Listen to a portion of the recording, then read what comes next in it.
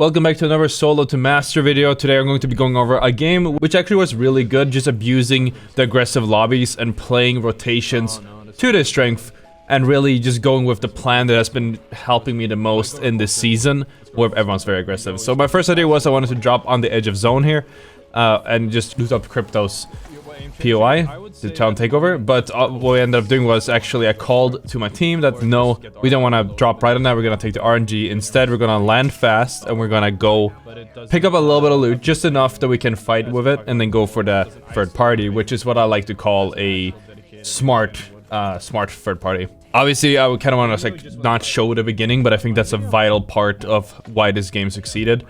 It also helps a lot when you want to grow in RP, or rather when you want to gain more RP, because when you gain more RP, when you want to get RP, you need to work on consistency, and it helps a lot where you get the kill points early, especially when you're like in platinum to diamond. As you can see, it's minus 64 points for me right now, but if I can get some early KP, as we progress into the game, it will scale nicely. So we're running up here looking for something. They just put a Lobo ultimate down. Easy picks for me. They don't even know what hit, what hit them.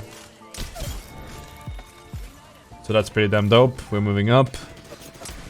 There's a 1v2, so I ult forward here. Figured we're just gonna close the gap instantly, just overwhelm them. Catch the Valk looking the wrong way. Or wasn't even looking the wrong way, he's trying to run around. Now it's just a Mirage. Now, looking at this again, we probably should have looked at the banners here. Maybe they did in the map room to see if no teams were surrounding. But like, as I was running around, I see that there's nobody around us here. So that was a very clean fight, just pushing the advantage. I think it's very important, especially as you get into higher ranks.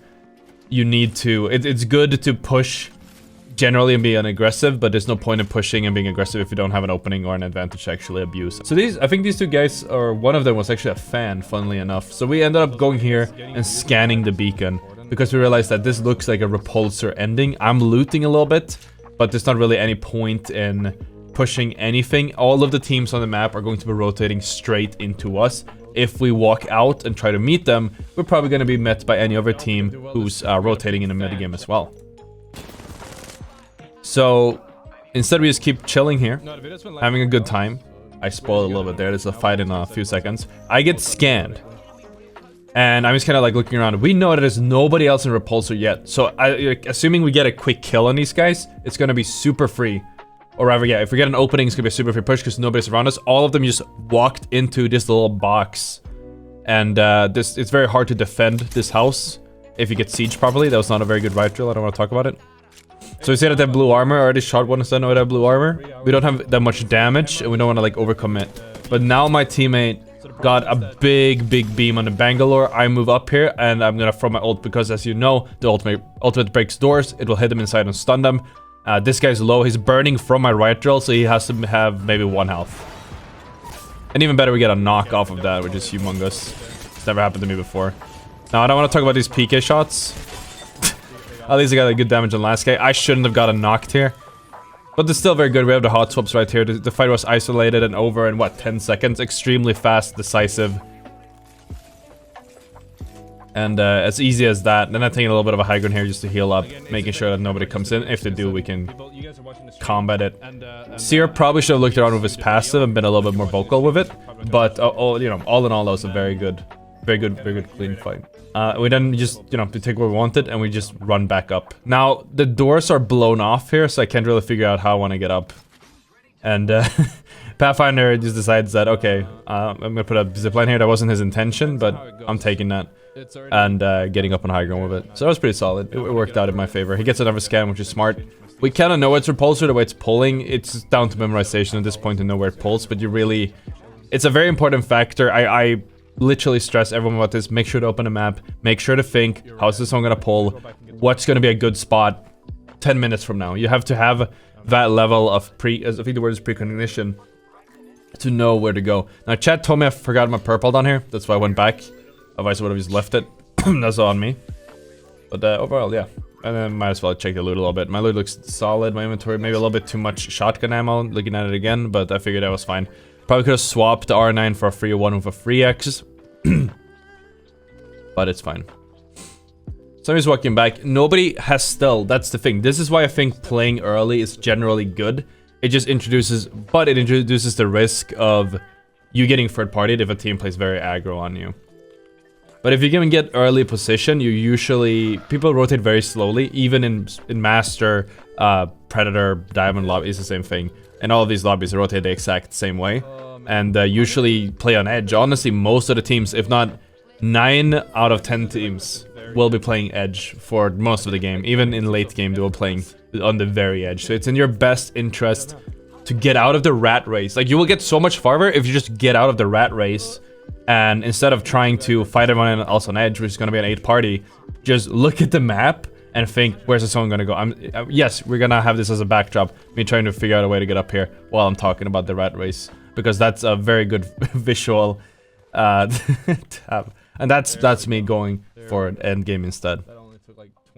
Now, we did drop right here, so obviously there wasn't much of a rotation to be made. But when you end up dropping, and that's where the zone is pulling, as I mentioned at the very start, there's not much of a reason to leave where you drop, because you're just gonna walk into all the other teams. So that's our first contender, other than the one we just wiped, that takes place in Repulsor at this point. By zone 2 starting to close, that's the team on taking the crypto takeover.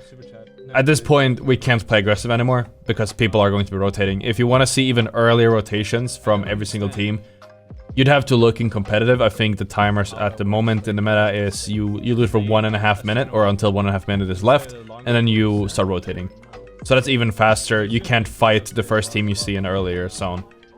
But if you have a big advantage on the first team you see in zone, like as massive of an advantage we had there, and they're really showing all the cards, all of their weaknesses, then it might be in your best interest to look for this. I don't agree with the Pathfinder making a zipline for the Loba here, but he ends up getting the pick. So hey, it's worth it, because there's a full team there, and also there's a team pressuring from the side. But he gets there, he even gets the finisher, so well done, DDDBQ. And this is very good for Maggie, except I can't see anything. Now we're getting pressured by a lot of teams now because we're making a lot of noise, and it's that time of the game where a lot of people are rotating into the final zone. But we have what I would like to call the God spot. We don't know exactly where it pulls. We know it ends on Repulsor, and a majority of zones, especially when the circle looks like this, it closes on the right side, ends on a majority when the circle looks like this and pulls that way, usually ends around one of these two houses. It can like pull out here, and it can pull out here somewhere. But generally, the houses are still going to be in and going to have a high ground. And especially because we have a Pathfinder, you want to abuse the high ground. I don't have good range. Like I said, if I had the 301 with the 3x, maybe I'd be able to have a little bit more presence here. Looking at this again, and I even said that retroactively, that, oh crap, I should have made probably should have made a call to push in here. But staying on the high ground is the safe choice, especially when you're solo queuing, because you don't know what level your teammates are at. And you're placing a lot of trust on your teammates when you do that. If you have a full pre-stack, you know how far you can push them usually. But a solo queue has no idea how much you can trust your teammates as far as that decision making goes. So I think around this point I actually asked for a zipline up. There it is for the Pathfinder, so we can go over. I want to loot maybe, or just look for angles. Sierra ended up blocking my shot like 3 times in a row there. I'm just looking at what's here. And we spot the carbine, and this, I should have done this earlier, because when you're playing high ground this far away from the fight, there's no reason to play R9. Obviously, you're not going to get to use it and get good sprays. Even with good recoil control, it's not going to be reliable, or as reliable as that. So instead, what I did was just, okay, I have the R301, just Havoc there with a lot of energy ammo. Oh, I can't talk. With a lot of energy ammo on it. So I'm actually going to look for some poke with this, maybe get some kills, control the space a little bit. There's another few minutes until the zone closes. Probably gonna pull our way, so I'm gonna try to maybe get some kills or whatever, and then we can swap to the Havoc if need be. I think we probably swapped weapons like 3 or 4 times this game, because I kept running out of ammo. And that's a problem when I've had this issue. I played a lot of competitive. I used the IGL in the preseason invitation. This was 3 years ago. Washed up Ottr, right? Smash like if you agree. But I used to, when I IGL'd in the preseason invitational, it was the same problem, and I haven't figured out how to tackle it. Maybe someone in the comments would know. But the big issue being, if you drop where the zone ends up pulling, especially in Kings Canyon where the loot is so poor, you kind of are in a bad position because you can't find good loot and you can't find kills. And if you get kills, it's like these. It's kind of like a rotational kills. You can't actually walk up and get the loot of any kills that you get because they're in the middle of the full enemy teams or like out of the zone or whatever. So that was a problem I never really figured out. You can always run a Loba, but you can't obviously expect that the zone will magically pull to you.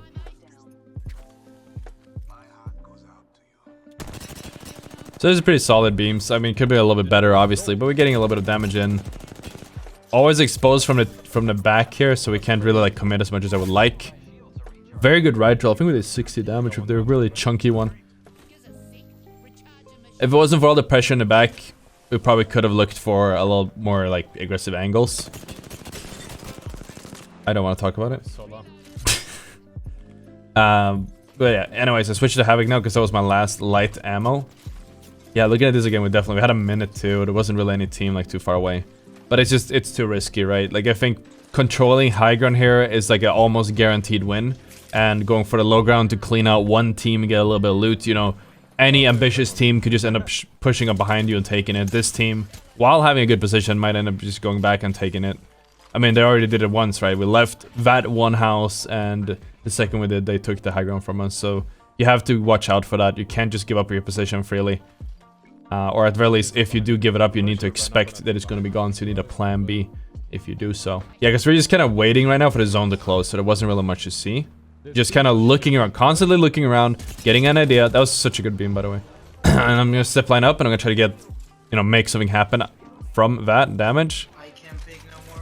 And he ends up getting knocked from someone else, which is fine. At least we get the knock on the Loba, and there's a fresh red armor there, maybe some more loot. I don't know what the hell Newcastle was doing, but I just, yeah, found myself a Mastiff, so she ended up looting for me. We're swiping back to a 301, because this 301 had a lot of light ammo with it. And we've been poking a lot, so we'd love to have all of those supplies. Now, I end up leaving a lot of ammo on my person that I can't actually use, which sucks.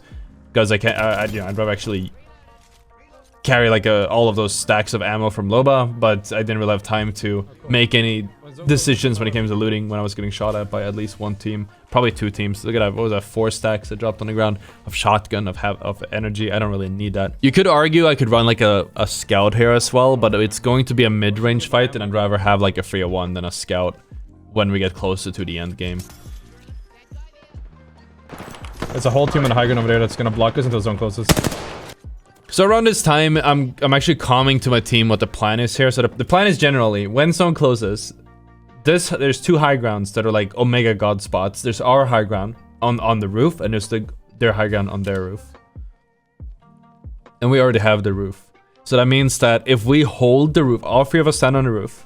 So I'm gonna jump up now because that's why the zipline's there. All 3 of us hold the roof, and the other team tries climbing up. We'll just beam them. There's no cover. It's about who's there first and who's prepared. But if we try standing on the roof now, this team are going to be a thorn in our side. Obviously, this team will also provide some pressure. But this team on the left have basically... It's literally just a matter of who takes the high ground first. But the wall isn't in. When the zone closes, in about a minute or so, that wall isn't in zone. So it's about finding that perfect timing where we have high ground. And that team right on the other little house doesn't have high ground, and that team doesn't have high ground. So there's like a golden timing here that you just have to feel out. There's no rule of thumb, you just have to see what they're doing and play responsibly. I'm kind of like playing behind a pillar. I don't want to waste my supplies. My teammates also say the same. They don't have a lot of supplies, so we can't be too aggressive with it. I think it might have 1 battery or something right now, and 4 cells or something like that, and they're not looking too hot either. Yeah, this one. But space is also very important, so you gotta really find a balance there. Now you jumped up right here now, because now my whole team doesn't have to be on the high ground. I continue communicating to my team saying, okay, we want this high ground, this is the plan, and they understand what needs to be done. Not all of them have to claim it. I'd prefer Path was here with me, maybe sitting behind the pillar as Zero was, but it's fine. As long as we show presence, at least one person shows presence, that might be enough. As long as the team on the opposite side doesn't end up climbing up all 3 of them at the same time. Yeah, I'm playing it. So we don't know where the zone's gonna pull at this very moment, but we know that there's one team in front of me. There's one team somewhere on the left on the low ground. I think he even pinged them there. So we know where everyone are at this point. And now it just comes down to how the zone pulls and how the other teams play, and we want to sort of evolve off of that. Ideally, and I will end up calling this a Pathfinder, we want to take this high ground if it pulls that side. I actually spoiled it because spoiler alert, it does pull that side. There you go. Or at the very least, that high ground is in a little bit longer than this high ground. And if we play on this high ground, we can also force this team into a very bad position without having to risk too much ourselves. And as we are a Pathfinder team, we can also make a zipline and we can like stall it out doing like zipline jumping or whatever. There's a lot of things you can do as a Pathfinder if you have the high grounds that not really any other composition allows you to do. So this is a massive beam. This is exactly what I called a few minutes ago. Just have to pre-fire it or like be prepared that they're going to go up there and then punish them the second they do. We got a pick for it and he got finished. Now there's a duo. Then we have a full team on the low ground on the left side. But this is perfect for us. Seer ends up being overcommitted as hell here. It helps a lot to have a Seer. It's so stupid how good at... I don't know what the hell happened there. But it's so stupid how good that Legend is and how oppressive a good Seer can be. We just get to finish. We understand. My teammates also understand. I don't need to communicate this. We just have to stay alive. That's the game plan. Stay alive, apply pressure. We have 15 seconds before we have to do anything. And I'm going to call for the zipline and we're going to take it. This guy has a very good head glitch here that I haven't seen before. I think he's crouching at it. Can you make a zipline to that roof? You go now? Fine. Look at that. Oof. That's the max damage right there. 100, 120, 130, 140, 132 almost. I think it's like 156 max damage, but that's a very high max damage. We also have the Mastiff, so if I end up running into a team, that's fine. He gets a knock on low, but we know there's a caustic inside. The other two teams are scrambled as hell right now, so it's a little bit difficult to make a good call here. Most of what we're trying to do at this moment is just figuring out how are people playing so we can actually like look for a punish. We want to maybe kill the solo if we can find them, while not trading ourselves so we can turn on the last team. We want to play reactively. The team is on the bottom, so they have a bit of an inherent advantage. But if we flush out the caustic team, or whatever the other team on the high ground out of the way, then that means that we can control this entire high ground. We'll stay on high ground the whole time and be able to shoot down on them, and they don't have cover. So it's perfect for us. So I end up taking a peek here, just checking. Okay, there's nobody here. We don't want them to take the stairs. If we can hold this for long enough, they're either forced to rush up the stairs or jump down. Just about controlling space at this point. Not about damage necessarily, getting picks. It's just about space. I think they might be looking for the caustic, also some cool insta-nades. And this, actually, I'm thinking about it. Because I have the 3 times R301, it could be good. But I figured I only have 100 bullets left. So we're actually making a swap again back to energy with the Volt. I'm not the best with the Volt personally, just as a disclaimer. But so my teammates got, I guess what I call this now. My teammates got cracked. And I knew they have a Pathfinder. And the second I heard a grapple, I knew exactly what was going to happen. Pathfinder is going to jump in, he's going to greed. And that's exactly what happened here. So he jumps in and greeds, just massive throw. I push the advantage. Because that's what you have to do, especially in these lobbies, is everyone will always throw. Esports aren't about playing perfectly. Or whatever, they are about playing as perfect as possible. But it's about finding mistakes and pushing on them. Pathfinder jumped in, made a massive mistake. And he turned himself into a solo target, and I pushed it with the Mastiff. We dropped down to get the finish, albeit very not clean, looking at it again. I'm looking for a beam here, very nice beam on the low bar, and I think that was a super glide, but I'm not sure anymore. I thought it was a super glide when I was playing. I ended up winning just like that, because I think it was 2 different solos. And I was just playing from... We had a strategy of taking high ground, scanning, and playing what was given to us by the lobby. But you can't call this static, can you? Because we were constantly evolving and adapting to how they were playing. We had a rigid plan in mind, and we got to execute it. But if it didn't work out, we could always do different things as well. Anyways, if you guys enjoyed the video, you might actually like the one that's on the screen right now, right there. Thank you for watching. Hit the like, subscribe for more bangers, and I'll see you all tomorrow. Bye-bye.